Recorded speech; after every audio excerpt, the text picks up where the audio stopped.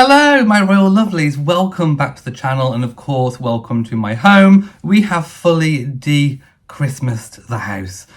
Goodbye Christmas, and of course, Happy New Year to you if you haven't seen one of my videos from January. Right, I have a whole host of royal stories to talk about, most of them about Prince Andrew. This is not going away for him, and it's opened up a new can of worms, especially with regards to where he is living currently at Royal Lodge. So we'll get into that in a moment. I'm wearing ochre, yellow and aquamarine today, apart from one sapphire brooch, which is a replica Prince Albert sapphire brooch that he gave to Queen Victoria. I'm wearing the Brazilian aquamarine ring, currently in the possession, well, it currently resides in the vaults of Snake Mountain. But the least said about that, the better. I'm wearing the Brazilian aquamarine tiara and a diamond collet necklace. So, without further ado, let's get into the first story of the day. So, by the way, I haven't actually read these stories yet. I haven't pre-examined them. So this is my first reaction to these stories and commentary on them. So Prince Andrew vows to refuse any efforts to get him out of his royal mansion after further Epstein bombshells, as he has a cast iron lease. I have spoken about this multiple times on this channel. Maybe the reporters have watched one of my videos, but I have said that quite categorically UK has very, very, very strict laws regarding housing, and in particular leases. So just to stop any confusion, the term lease in the UK is basically like owning the house for a certain amount of time. In Prince Andrew's case, it was a 75-year lease. So the lease will include maintenance clauses, but basically it's your property for the length of that time. Not the same as renting. Renting I know in some countries leasing is kind of seen in the same way as renting. That's not the case here in the UK. Renting is, you might have a 6-month term, or you might have a 12-month lease or a rolling lease, but it's not the same thing. So Prince Andrew signed a 75-year lease. He paid £1 million for that lease. He also paid £7.5 million of his money to do the initial refurbishments, and that is it. There was also a lease review, and it was concluded that it was fair and proper and all above board. That was a number of years ago now. So he does have a concrete iron lease. I never suspected any otherwise, and I certainly thought that it would be almost impossible for King Charles or the Crown Estates or anyone to evict him. All this talk about eviction is a complete load of fabricated nonsense. You can't evict someone who has a lease. What you can do is enforce the terms of the lease, and then you can address the enforcement of the terms of that lease if it has not been addressed by Prince Andrew. So, for example, if there was a maintenance clause, then potentially the Crown Estates could inspect the property and make sure that it is being kept to the standard of specified in the lease. And then Andrew, if he's not taking care of the property, he will likely be given a time period to rectify the situation. He has been doing work on the property. Again, it is sheer fabrication that he has not been carrying out any work on the property. I was at Windsor in 2023 in February, so almost a year, and there was scaffolding up on the property. So scheduled works have been carried out. What is in doubt is how much longer Prince Andrew can afford to maintain Royal Lodge. It's a massive property, former home of the late Queen Mother. It's vast in size and definitely a little bit too big, some might say, for two people to be rattling around in. But that is not any of our business. If Prince Andrew wishes to remain at Royal Lodge and can afford to do so, that's the crucial bit, then it's perfectly within his right to do so. Do I think personally it would benefit him to move to a small property that's easier to maintain, more affordable?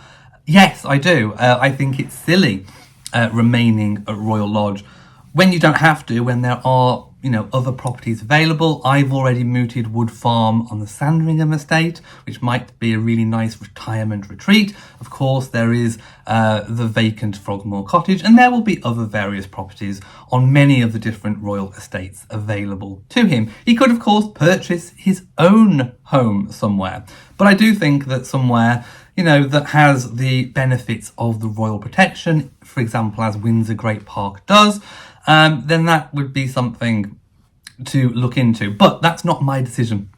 It's not your decision. It's not King Charles's decision. It's Andrew's decision.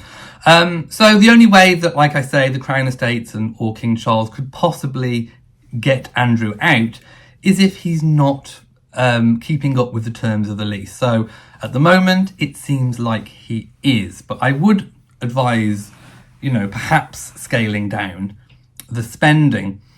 So the Duke of York has reportedly vowed to fight any attempts made. Well, I don't think there will be. The only attempt that I think has been made in recent times is perhaps the cutting of his allowance because he's not a working royal anymore. Lots of speculation on how many bedrooms Royal Lodge has. In this article it says 10, but there could potentially be more or even less. So the king is said to want to remove his brother from his Berkshire residence and move him into the smaller Frogmore Cottage. But Andrew has so far refused requests by Charles to move and is not planning on letting up anytime soon. A source close to Andrew. Now we know that sources, should be taken at this point in time with a grain of seriousness. Before, when I first started my royal reporting in 2015, there was a lot of doubt at the time over the accuracy of royal sources. Were the sources just what journalists were pulling out of their cupboard? So here's a tomato source, here's a Tabasco source. Is that the only sources they had?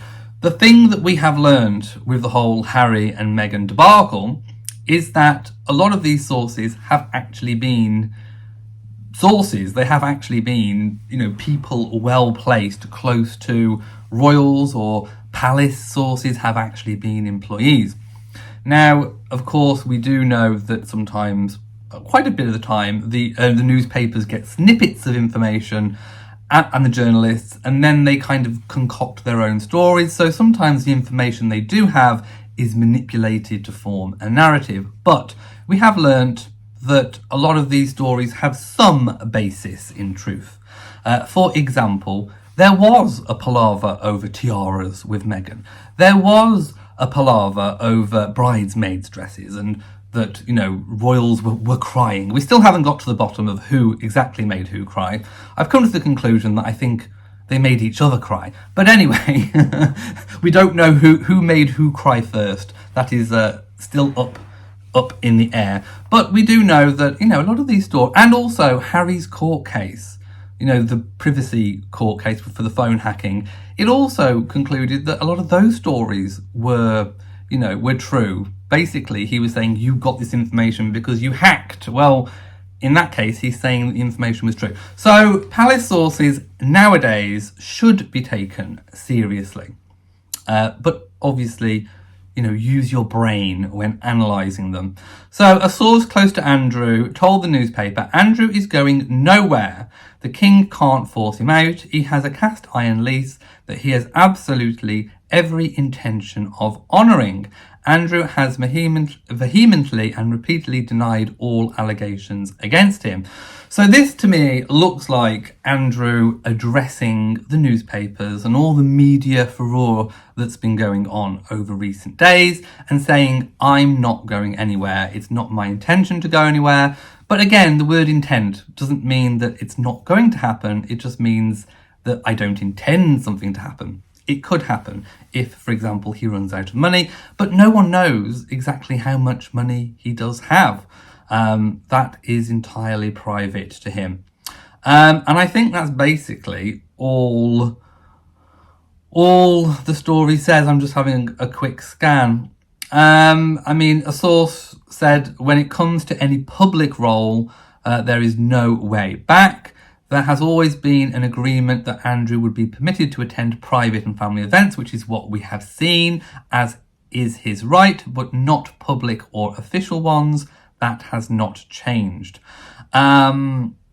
Newspaper The Telegraph has also reported that Charles is preparing to stop paying for the Prince's home security at Royal Lodge as he tries to distance himself publicly from his younger brother. It means Andrew will have to fund the multi-million-pound security costs at Royal Lodge himself if he wants to stay in the Windsor Great Park mansion. This bit I'm not entirely sure of. So this is where I'm using a little bit of my royal knowledge over the years to kind of ask the question. I was under the belief that the royal estates were protected by publicly funded expenditure, i.e. the police.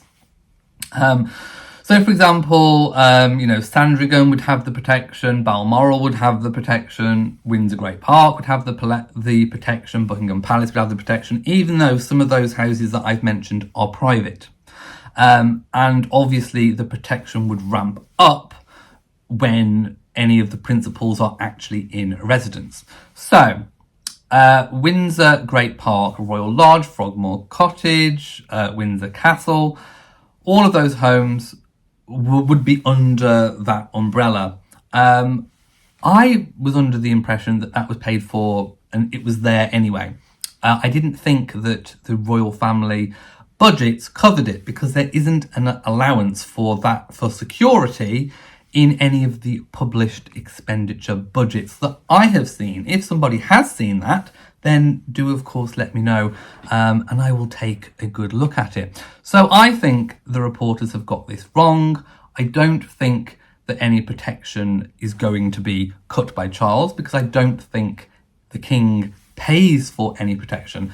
There have been similar stories about the king paying personally for Andrew's royal security. Now, we know through what's happened with Harry and Meghan that Ravec do not allow you, or the police do not allow any royal, including the king, to pay for private security. The police officers in the UK are not for hire. So I'm also incredibly doubtful about that. We've already seen, the government saying you cannot hire our police for protection. So I would be very, very, very surprised if that were to be the case. But if anyone has seen any evidence as such, then do of course let me know. But I do think some of the journalists are trying to whip up a little bit of giving King Charles more power over Andrew than what he actually has. I do think that Andrew does have a bit of a trump card when it comes to the lease, certainly. So there we go. That's kind of the housing story up to date for Andrew. I can't see any immediate change. I don't think Andrew is immediately going to run out of money. Again, we don't know how much he was left from his late mother, his late father, his grandmother. We don't know how much was spent, how much he has, how much he's earned over the years, how much money he's been given. So only Andrew knows. And if Andrew is vehemently saying that he's going to stay put, then it indicates that he has enough money, at least in the short term, to be able to stay at Royal Lodge. Another story that's been coming out is that Andrew has last night been facing more humiliation after it was revealed in the unsealed documents that when Ghislaine Maxwell was being interviewed by police, she was made to go through her computers, phone, any kind of electronic devices and search for keywords, including Prince Andrew, certain toys, certain keywords relating to offences, if you like. And it's said that Andrew has locked himself away at Royal Lodge. Now, we haven't really seen much of Andrew over the past few years anyway. Sometimes he gets papped in Windsor Great Park riding a horse, or he gets papped coming out of the gates in one of his vehicles. But we haven't really seen Andrew at all in terms of, we haven't seen him out on the street. We haven't seen him going to the supermarkets. We haven't seen him doing charity work particularly. There was a little bit during lockdown, but nothing really since. So I think Andrew has been keeping a low profile over the years anyway. The only times we've seen him out and about were at recent family events, such as the Sandringham Christmas Walkabout, which of course, most of the family were at on that occasion. So he has been keeping a low profile. So again, locking himself away in a room because he's humiliated. I mean, he's certainly faced a lot of humiliation during his time. So I can't see that he's going to be completely locking himself away in terms of humiliation. But it certainly is a humiliating situation to be played out again and again and again. And I think this is going to keep on coming. I think there's going to be information that keeps coming out. So it's not known, going back to the search, what was uncovered in terms of what was on Ghislaine's computers and phone and the rest of it. But Maxwell's lawyers claimed it was a wild goose chase. And of course, that particular case was settled before it got to court. A source says Andrew doesn't have the emotional bandwidth to deal with this. He has locked himself away in a room and has no idea how to respond. He's devastated. Scotland Yard, the police were urged by a former chief superintendent to interview the personal protection officers who accompanied Prince Andrew on trips to meet Epstein. Epstein's house manager, Alfredo Rodriguez, was questioned under oath about whether Prince Andrew and Maxwell had a romantic relationship. Mr. Rodriguez claimed that many pictures of Epstein and Andrew posing together were displayed at Epstein's Florida mansion. And King Charles, as we know, is reportedly going to withdraw any funding for security. But like I said, I've put doubt over whether or not King Charles does fund any security anyway. So yes, another story, another embarrassment. Where will all of this lead? On a much lighter note, the King has been spotted. It is Sunday today, by the way, so the King is still at Sandringham, and he has been spotted attending church. It's good to know that traditions are being upheld from Her late Majesty. So it seems that the King, from the photographs at least, was in high spirits, especially over what's been going on over the last few days. So he walked to St Mary Magdalene Church, which is on the Sandringham estate, not terribly too far away from the main house. He was accompanied by Lady Susan Hussey, while Queen Camilla, who releases her reading podcast tomorrow. Yes, now, if you didn't know, Camilla, the Queen, has a podcast out. Now, it's all to do with her work with literacy, reading. As you know, Queen Camilla has been championing reading for a number of years, and it's one of her passions, and it's something that she's trying to instill into young people, children, our youth, but also adults as well. So this podcast, I think, will be very interesting. Obviously, it's not going to be full of royal revelations, such as with, Meghan's Archetypes podcast, where we're going to get little bits of, where we're going to be dangled snippets of royal information. No, this is going to be, it's a serious podcast. I'm sure it will be fun and entertaining, but it's about reading, which I think is what people want to know about, rather than all these sordid fabrications from Snake Mountain. So yes, I think it's really nice to see the royals continuing the traditions, King Charles just trooping on, carrying on and getting the job done. And also showing that he's not really, that bothered and concerned. I think being a member of the British public, I think the work that the royal family have done behind the scenes to distance themselves from Andrew professionally while still maintaining him as a family member personally, has put in people's minds that level of separation. I think people see Andrew's issue as an Andrew issue, not necessarily a monarchy or a royal family issue. It's not necessarily putting your head in the sand, but what do you do? What do you do with a problem like Prince Andrew? You could go down the route of stripping him of his princely status, but as I've said in previous videos, that is dangerous territory. Not because of his popularity.